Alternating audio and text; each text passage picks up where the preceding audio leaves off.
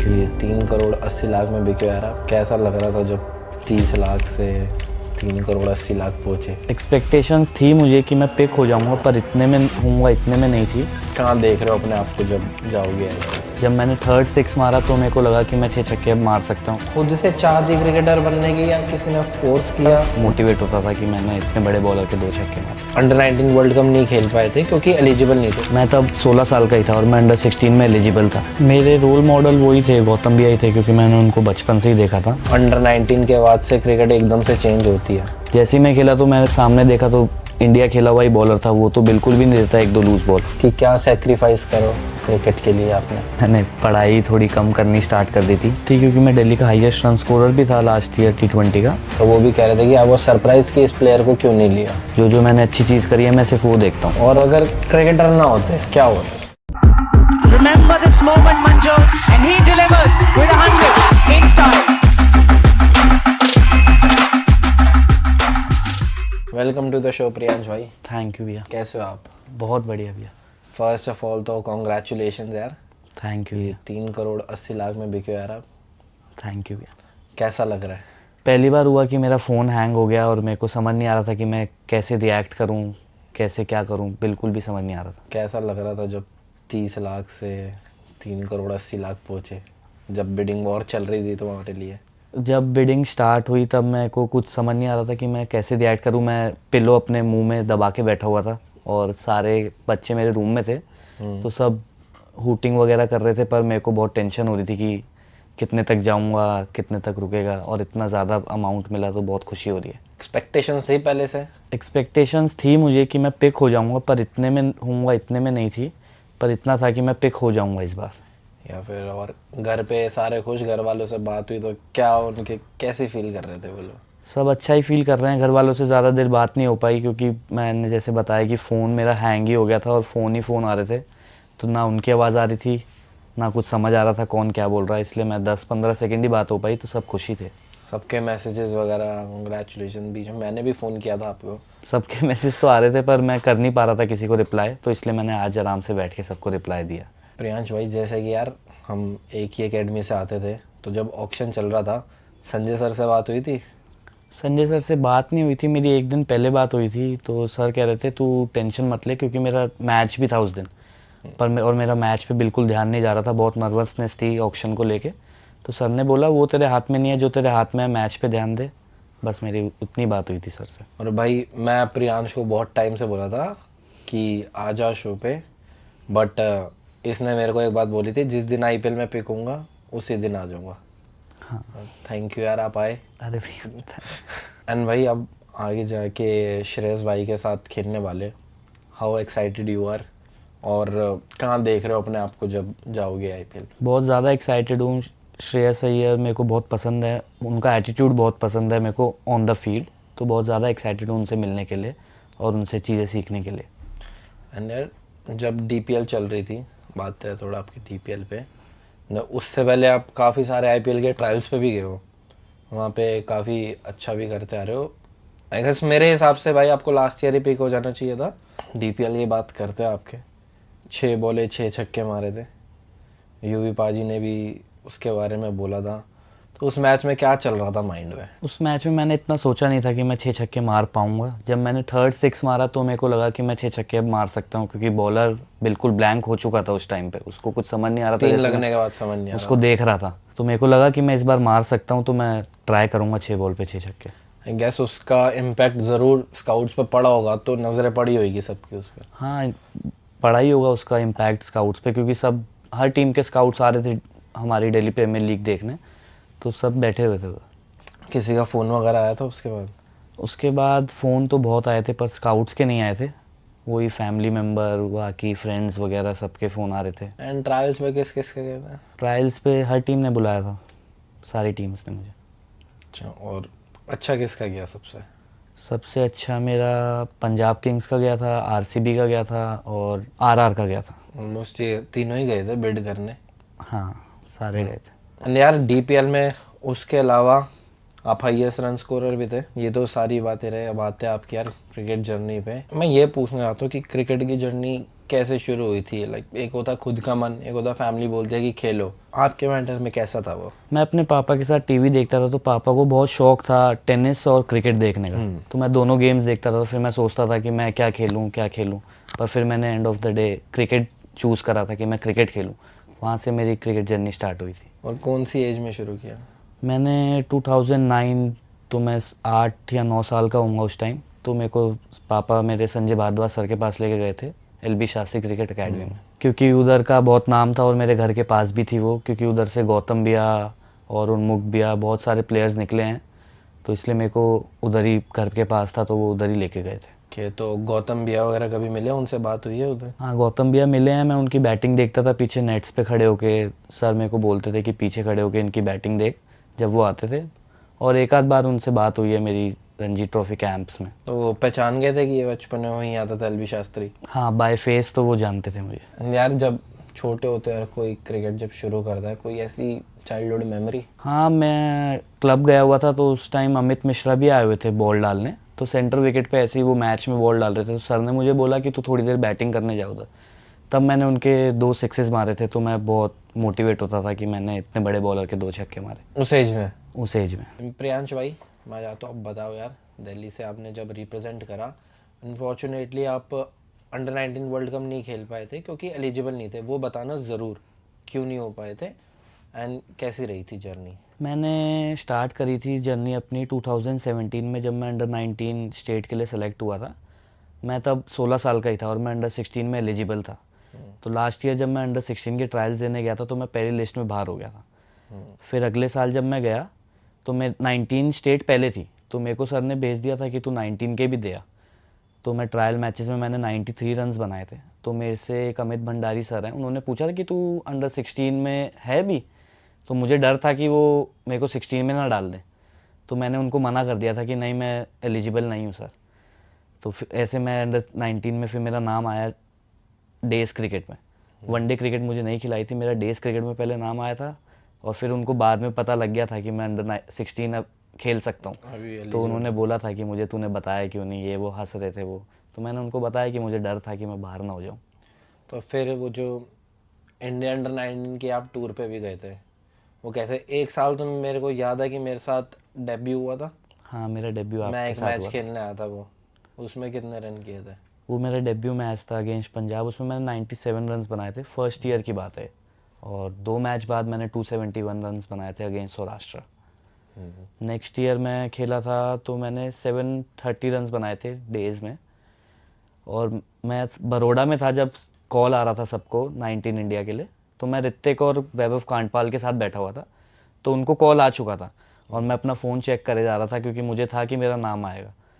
और उनको नाम आया था, उनका डेज़ क्रिकेट में नाम आया था, क्योंकि उनका लास्ट ईयर था और मेरा आगे वर्ल्ड कप भी बचा था। तो मैं फ़ोन पर ही बैठा हुआ था कि मैं कब फ़ोन आएगा, कब फ़ोन आएगा, और बहुत टेंशन में था। पर उस टाइम फ़ोन नहीं आया। अगले दिन जब हमारा प्रैक्टिस सेशन ख़त्म हुआ, तो मेरे पास, मैंने नंबर याद कर लिया था उनके फ़ोन से। तो जैसे ही फ़ोन आया तो मैं समझ गया था ये उन्हीं का फ़ोन है। तो उन्होंने बोला you are got selected in India under 19 team. तो बहुत ज़्यादा खुशी हुई थी। अफ़गानिस्तान के अगेंस्ट खेला था मैं, क्योंकि साउथ अफ्रीका के अगेंस्ट मुझे मौका नहीं मिला था। अफ़गानिस्तान के अगेंस्ट पहला मैच खेला था, जिसमें मैंने 44 रन्स बनाए थे आई गेस। एंड कुछ वो भी तो सीन था कि जो वर्ल्ड कप के लिए नहीं थे एलिजिबल? हाँ, वो बीसीसीआई का रूल था उस टाइम कि अगर तुम 16 नहीं खेले तो तुम सिर्फ 2 ही साल खेल सकते हो। और जब मैं 16 साल का था तो मैं 19 खेल गया था, तो मैं 17 ईयर्स में ही ओवर हो गया था 19। और आपका डेब्यू मैच तो मुझे याद है, आपने 97 रन्स बनाए। हाँ जी ऐसे कुछ। मैं तो लंच के बाद ही आउट हो गया था। हाँ, आपने 175 रन्स बनाए। हाँ वो लंच तक ही हो गए थे, बट हमने करी थी साथ में बैटिंग तक। नहीं, आप आउट हो गए थे मेरे से पहले। हाँ लंच तक ही मेरे रन हो गए तो मैं आउट हो गया था, बट मेरे को याद है मैं। बट ठीक है यार, अंडर 19 वर्ल्ड कप नहीं तो आगे तो अब बहुत सारी क्रिकेट पड़ी है, बहुत अच्छा करोगे, ये तो मेरे को पूरा भरोसा है। और यार अंडर 19 तक में या हर किसी का ना एक रोल मॉडल मेंटोर कोई होता, आपका कौन था? मेरे रोल मॉडल वही थे, गौतम भैया ही थे, क्योंकि मैंने उनको बचपन से ही देखा था। तो उन्हीं को मैं फॉलो करता था, थोड़ा उनकी बैटिंग स्टाइल भी थोड़ा कॉपी करता था। वही थे मेरे रोल मॉडल। एंड अंडर 19 में कोई ऐसी चैलेंजिंग सिचुएशन मिली थी उस टाइम पे? अंडर 19 पे मुझे ऐसी चैलेंजिंग सिचुएशन लगती नहीं थी, क्योंकि उधर थोड़ा कम कॉम्पिटिटिव क्रिकेट लगता था मुझे। अब थोड़ा चैलेंजिंग लगता है मुझे जब से मैं सीनियर टीम में खेलने लगा हूँ। वो फ़र्क पड़ता है, वो अब आपने भी चेंज देखा होगा यार कि अंडर 19 के बाद से क्रिकेट एकदम से चेंज होती है। बहुत ज़्यादा चेंज हो जाती है अंडर 19 के बाद से, और मैच्योरिटी लेवल बहुत ज़्यादा हाई होता है हर प्लेयर्स का, तो अब मेरे को भी अपना उसी हिसाब से करना पड़ा। ये तो जैसे पता लगता ही है 19 के बाद वो क्रिकेट एकदम ही चेंज हो जाती है। उन्हें भी अभी बताया कि हाँ मैच्योर है वो, उससे क्या लर्निंग मिली? लर्निंग्स ये थी कि जैसे मैं 19 में खेलता था तो मुझे ओवर में एक या दो लूज़ बॉल मिल जाती थी जिसकी मैं वेट करता था।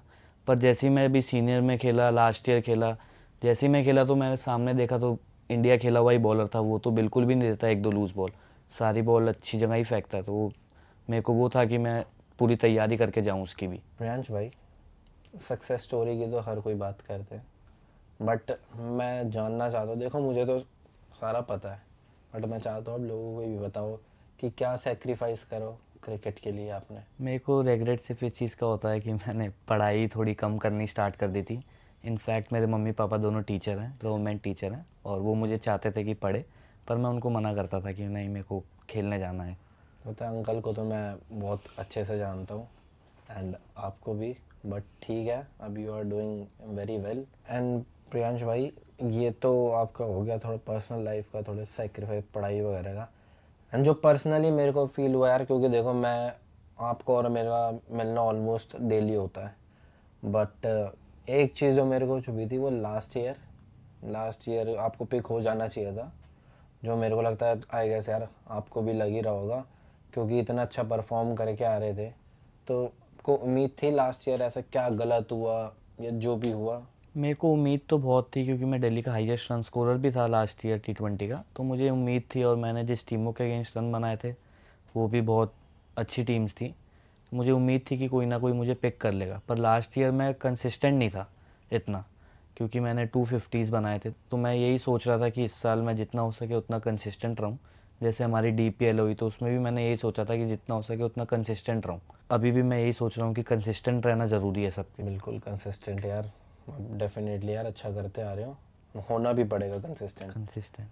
और लास्ट ईयर की अगर बात करें तो मैंने देखा था एक वीडियो में अश्विन भी आपकी बहुत ज़्यादा तारीफ़ कर रहे थे, आपने कोई छक्का मारा होगा वॉशिंगटन सुंदर को। मैं तो खैर टीम में नहीं था, बट वो वीडियो देखी थी, तो वो भी कह रहे थे कि आप वो सरप्राइज़ की इस प्लेयर को क्यों नहीं लिया। उस चीज़ से मुझे बहुत मोटिवेशन मिली थी कि मेरे इतने बड़े प्लेयर्स मेरे को नोटिस कर रहे हैं। जैसे अश्विन भी ने करा था नोटिस, उन्होंने एक वीडियो में बोला था ये चीज़ जो आपने बताई। सूर्य कुमार यादव का मैसेज आया DPL था में मेरे से पास कि keep believing in your self, total entertainment, ये सब मेरे को बहुत अच्छा लग रहा था। और जैसे युवराज सिंह, उन्होंने भी मेरे लिए बोला था, तो मेरे को बहुत अच्छा और मोटिवेटिंग लगा था ये सब चीज़। एंड लास्ट ईयर से लेके अब तक मैं ये नहीं कहूँगा, अभी तो क्योंकि एक ही मैच हुआ था सैयद का, बट DPL थे उस बीच में, उसमें ऐसे क्या चेंजेस लाए आप अपने अंदर, क्या सोचा कि पिक नहीं हुए लास्ट ईयर, तो इसमें इस ईयर मैं क्या बेटर कर सकता हूँ? मैंने यही सोचा था, लास्ट ईयर तक मैं 6 ओवर 7 ओवर्स ही खेलता था ज़्यादातर, तो इस बार मैंने यही सोचा था DPL में मैं जितना हो सके उतना 17th 18th ओवर तक खेलूं, और कंसिस्टेंट उसी टाइम रहूँगा कि मैं 17th 18th ओवर तक विकेट पर रहूँ। यही सोचा था मैंने बस, कि लास्ट ईयर से इस बार ये इम्प्रूवमेंट करनी है। प्रियांश भाई, जब परफॉर्मेंस नहीं हो रही होती एक पॉइंट पे, उससे कैसे बाहर आते हो, मोटिवेशन कैसे मिलती है? मैंने अपने फ़ोन में वीडियोस रखी हुई हैं, जैसे मैं जो पहले परफॉर्मेंस करी हुई है मैं वो सारी वीडियोस देखता हूँ, अपने सर से बात करता हूँ। जो जो मैंने अच्छी चीज़ करी है मैं सिर्फ वो देखता हूँ, जो जो मैंने गलत चीज़ करी है मैं उसके बारे में ना सोचता ना देखता उन चीज़ों को, तो उससे मुझे बहुत मोटिवेशन मिलती है। ठीक है। एंड अब यार, अब जाके पंजाब किंग्स में आप जा रहे हो, IPL में खेलोगे, दुनिया जहान के बॉलर आएंगे वहाँ पे, कोई ऐसे टॉप 5 बॉलर बताओ जिनको फेस करने के लिए आप एक्साइटेड हो बहुत ज़्यादा। नंबर 1 पे तो हमेशा जसप्रीत बुमराह रहेंगे। हाँ। सेकंड मैंने सोचा था कि मैं मोहम्मद शमी, हम्म। थर्ड राशिद खान, और फोर्थ रविचंद्रन अश्विन, और फिफ्थ मिचेल स्टार्क। यस, मज़ा तो आएगा खेलने का। स्पेशली मुझे जसप्रीत बुमराह को खेलना है। भाई पहले ओवर ही आपने उनके मारे तो फिर तब ज़रूर आपको फ़ोन करूँगा मैं। पक्का। डन। भाई, सिंस आप पंजाब किंग्स में जाओगे अब, तो सबसे ज़्यादा एक्साइटेड किन से मिलने के लिए हो आप? सबसे ज़्यादा तो मैं श्रेयस अय्यर, और उसके बाद रिकी पॉन्टिंग, क्योंकि मुझे भी पुल शॉट मारना बहुत पसंद है, और रिकी पॉन्टिंग के भी फेवरेट पुल शॉट थे और वो बहुत अच्छा मारते, तो मैं उनसे और सीखना चाहता हूँ शॉट के बारे में। बिल्कुल यार, इसमें एक एडवाइस मैं भी देना चाहूँगा, जब जब भी आप उनसे बात करें, बैटिंग का कुछ ना कुछ पूछते रहना। Is a very good coach. हाँ, मैंने भी यही सोचा जितना हो सके मैं उनसे सीख कर आऊँ, क्योंकि वो बहुत बड़े लेजेंड रहे हैं क्रिकेट के। एंड साथ में आईपीएल में अब ना एटमॉस्फेयर इतना अच्छा हो जाता है, इतने टाइम क्वालिटी प्रैक्टिस मिलती है, और आसपास ऐसा माहौल रहता है, इतने सारे सीनियर प्लेयर, इंटरनेशनल प्लेयर, तो कहीं ना कहीं से कुछ ना कुछ सीखने को मिलता रहता है। हाँ, मैंने भी यही सोचा जितना हो सके उतना अपने लर्निंग करूँ, उन सब जो भी इंटरनेशनल खेले हैं और जो खेल रहे हैं उन सब से सीखूँ। और specially Ricky Ponting, Shreyas Iyer जो अभी इस्टेब्लिश प्लेयर हैं, उन सब से जितना हो सके उतना सीखूँ। चलो प्रियांश भाई, ये तो रही क्रिकेट की बात। अभी थोड़ा सा क्रिकेट से बाहर आते हैं हम। क्रिकेट के अलावा आपको और क्या करना पसंद है? मेरे को बैडमिंटन खेलना बहुत पसंद है। जैसे सब लोग गली में अपने क्रिकेट खेलते थे, पर मैं बैडमिंटन खेलता था बहुत अपने क्रिकेट गली में। तो मुझे बैडमिंटन खेलना बहुत पसंद है स्टार्टिंग से ही। बीच में स्नूकर भी तो खेलते थे आप काफ़ी। स्नूकर तो अभी बड़े होने के बाद खेलने लगा, पर जब छोटा था तब बैडमिंटन ही खेलता था। और इसके अलावा कुछ और पसंद है? इसके अलावा कुछ पसंद नहीं है। ऐसे घूमना बहुत पसंद है, पर कभी जा नहीं पाया ऐसे घूमना बहुत पसंद है पहाड़ों पे। अभी खेल लो, वो तो बीच में जब ऑफ मिले तो कभी भी होना, अभी खेल ज़रूरी है। हाँ, इसीलिए मैं कभी जा नहीं पाया। बहुत अच्छी बात लगती है मेरे को ये आपकी। और अगर क्रिकेटर ना होते, क्या होते? मेरे को ऐसा लगता है जैसा मेरा फैमिली बैकग्राउंड है, मैं टीचर ही होता। टीचर बनते आप? फैमिली बैकग्राउंड के हिसाब से तो मैं पक्का टीचर ही बनता। अभी कहाँ तक पढ़ाई करी आपने? अभी तो मैं ग्रेजुएटेड हूँ दिल्ली यूनिवर्सिटी से। ओके ओके, फिर तो आप बन जाते। मतलब लगता है आप जैसे बात करते हो ना, जितने सिंसियर आप हो, पता चलता है कि हाँ। डेफिनेटली। एंड ऐसी कोई एडवाइस किसी प्लेयर से या लाइफ में मिली हो जिसने आपको आगे बहुत हेल्प करी हो? मेरे को अभी एक मेरे सर है, उन्होंने बताया था कि जितना नेगेटिव सर्कल से दूर रहेगा उतना ऊपर जाएगा। तो जितने भी नेगेटिव लोग हैं उनसे बात ही मत कर। अगर कुछ बात चल रही है उस सर्कल में नेगेटिव, तो उधर से उठ के चला जा। हमेशा पॉजिटिव माइंडसेट में रह, चाहे तेरे साथ कितना भी कुछ भी बुरा हो रहा हो, बस तू पॉजिटिव माइंडसेट अपना बना के रख। यार बहुत अच्छी एडवाइस मिली है। और इससे कुछ हेल्प मिल रही है अब? हाँ, बहुत हेल्प मिल रही है। परफॉर्मेंस में थोड़ा अच्छा है। प्रियांश भाई, मैं एक चीज़ और पूछना चाहता हूँ आपसे कि ऐसा अभी तक का ऐसा कोई आपको टफेस्ट बॉलर लगा जिसे फेस करने में थोड़ी सी प्रॉब्लम हुई हो? प्रॉब्लम मुझे अभी लास्ट मैच में हुई थी भुवनेश्वर कुमार को फेस करने में। मैं उनके बारे में बहुत लोगों से पूछ भी रहा था जो उनको खेले हैं, पर वो भी कुछ बता नहीं पाए उनके बारे में। पर मुझे थोड़ी सी प्रॉब्लम हुई, पर मैंने उनको टैकल कर लिया। एंड यूपी के अगेंस्ट आपने 100 भी बनाई। वो मेरी फेवरेट मेमोरी भी मेरी वही है। वैसे आपने अपनी फेवरेट मेमोरी भी बताई दी, बट मैं आगे चल के पूछने वाला था कि आपकी फेवरेट नॉक या फेवरेट मेमोरी क्या है। आपने बता ही दिया, तो कैसा लग रहा था यार? अब यूपी इतनी स्ट्रॉन्ग टीम है एंड भूवी भाई भी डाल रहे थे। कुछ बताओ यार उस इनिंग के बारे में। मैं बहुत ज़्यादा नर्वस था उस इनिंग को लेकर, क्योंकि मैं फर्स्ट मैच था सीनियर टीम के लिए इस सीज़न का, तो बहुत ज़्यादा नर्वस था। और जब मैं विकेट पे गया, तो जब मेरी पहली बॉल पे बाउंड्री आई तो मैं थोड़ा काम हुआ था। तो उसके बाद मैं जैसे जैसे अपनी इनिंग बिल्ड कर रहा था, तो सारी नर्वसनेस चली गई थी मेरे अंदर से। ठीक है। एंड वो मैच यार, आपको मैंने ऊपर से मैं आपका मैच भी देख रहा था, अगर आपने ध्यान दिया हो तो बहुत अच्छी बैटिंग कर रहे थे उस मैच में। मैं तो आपको लकी चार्म समझता हूँ, क्योंकि मैं आपको फ़ोन भी करता हूँ हर ट्रायल से पहले, और मेरे अच्छे ट्रायल जाते हैं। एक और ट्रायल का वो बता तो दो जिससे पहले मेरा फ़ोन आया था। एक अभी मुंबई इंडियंस के ट्रायल पे गया था मैं, उससे पहले मेरी बैटिंग अच्छी नहीं हुई थी सुबह, और शाम को फिर से ट्रायल था मेरा। तो इनका फ़ोन आया था बीच में कि इनको लग रहा था मैं दिल्ली में हूँ, कि कहाँ पर है। तो मैंने बताया इनको मुंबई में हूँ, और उस ट्रायल पे मैंने एक ओवर में 5 छक्के मारे थे।